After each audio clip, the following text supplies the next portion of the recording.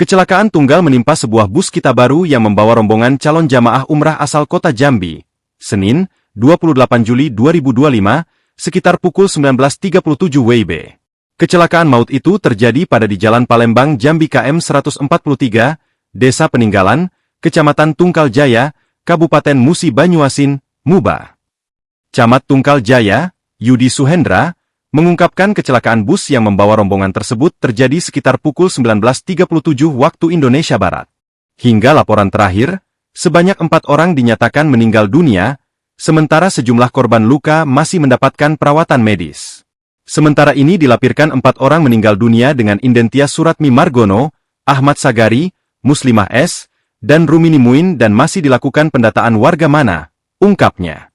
Ia menambahkan korban langsung dievakuasi ke RSUD Sungai Lilin, sedangkan korban yang selamat dilakukan perawatan di puskesmas terdekat.